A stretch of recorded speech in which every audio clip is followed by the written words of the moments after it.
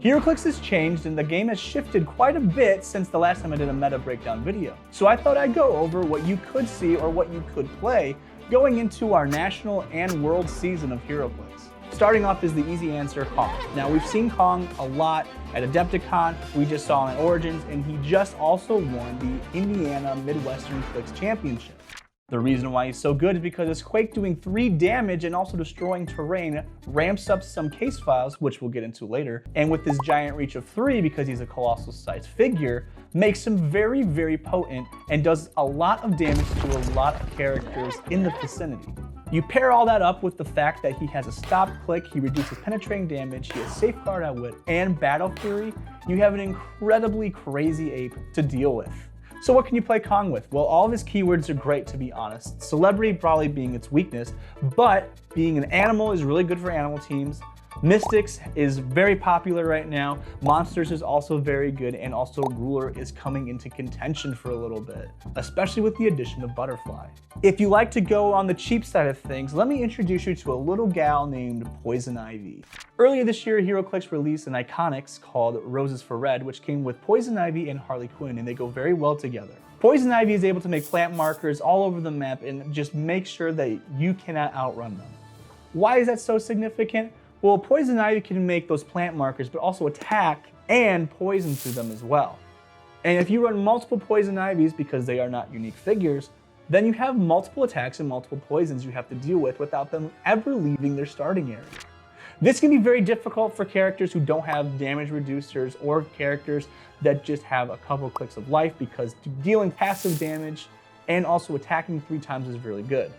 But the Iconics Harley that comes with that is also very good because she boasts a 12 attack. And they both also share the Batman enemy team ability, which lets them share attacks. So those Poison Ivies of 10 attack are now becoming Poison Ivies of 12 attack if they're next to Harley Quinn. And the reason why I said these are so cheap is because I think the Iconics itself is usually between 20 and 25 bucks. So if you buy 4 of them, that's only $100. And I know it sounds like a lot, but compared to the other teams you see around, it's actually pretty cheap. You can either run this theme or non-theme, depending on how you work and how you want to do it. But some other great figures you'll see on these teams are Iron Spider Prime, you'll see Man-Things quite a bit, and you'll also see probably Krakoa.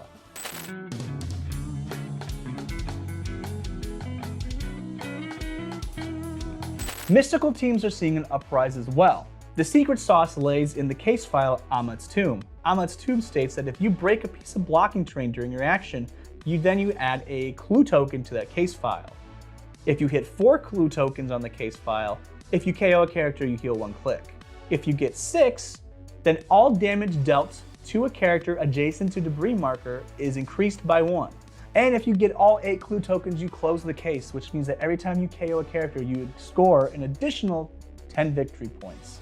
So a lot of these mystical teams are going to be KOing characters and racking up the points, so even if you do lose, you're going to have so many points it's not even going to matter if you have a decent record going into the top cut. Some mystical characters you can see on mystical theme teams are the aforementioned Kong. You can see Blackheart for incredible deployment, Iron Inquisitor, and the MOE Chase Engine in general. Arachnite, because I think Arachnite personally, especially with Trick Arrows, is probably one of the best Kong killers in the game.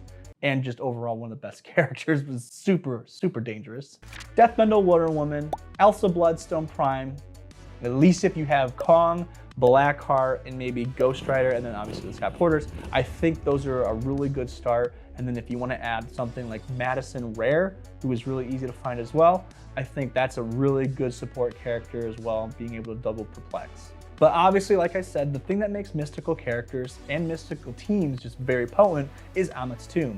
Case files are really good in general. That's what makes detectives also very good. Case files usually always have a detective keyword and then a secondary keyword as well for other characters to use as well. Amit's Tomb has mystical, Murder in the City Enduring has Green Lantern, and so on. Detectives overall have great options as well. Let's talk about Hawkeye and Hawkeye for a minute. Hawkeye and Hawkeye are just some of the most potent attackers in the game.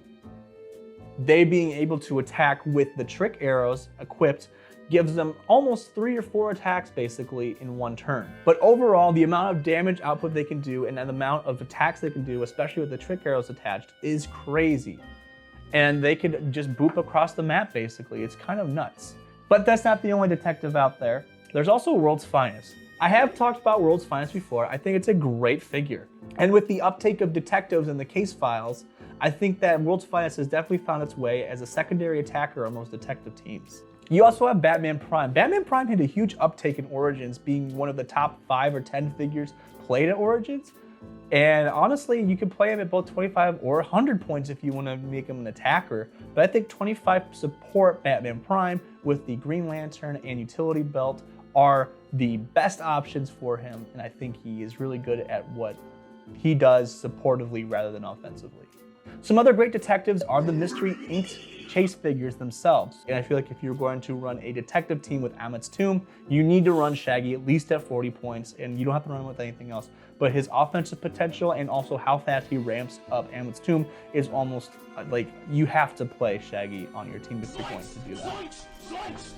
Other than that, there's some other great detectives out there that I've probably missed, but I just want to go over the few that you could probably see and probably find. Murn's a very polarizing character. He either works really well or he's just nothing. And what I say by that is because if Murn shares a keyword with an opposing character, then all your other force lines of fire are not blocked. Murn also states that if you're within range of Murn and you're an opposing character, you don't positively modify your combat values. So that +1 becomes a 0. And also that whole Project Butterfly box comes with Butterfly as well, who is another great option. Butterfly is basically a really good way to get other figures onto your team that wouldn't break theme normally. Some big ones I'm thinking about are like Major Logan from the new Deadpool set, Murn himself, Death Metal Wonder Woman. I know some people have played Merlin to do some more control-y kind of teams, also Elsa to do the stop your healing kind of teams. It's all whatever you want, they just have to be 50 points or less. And when that character gets KO'd, then Butterfly comes out and you don't score that character until Butterfly dies. I think it's only you score Butterfly that dies anyway. So you talk about ruler teams, you have characters like Colossus Prime, who could just melt Kongs or melt anybody with a stop click. Because Colossus, when he hits you, he can choose to mind control you. And if he mind controls you after resolutions, he deals this point of damage to you. And that goes through stop clicks because stop clicks only happen when they are attacked and damaged from an attack. And since the mind control is dealing damage after resolutions and it's its own little thing, it's not during an attack, it's after resolution, so it goes right through stop clicks. And some notable rulers, again, Kong has that great ruler keyword. Butterfly is a ruler.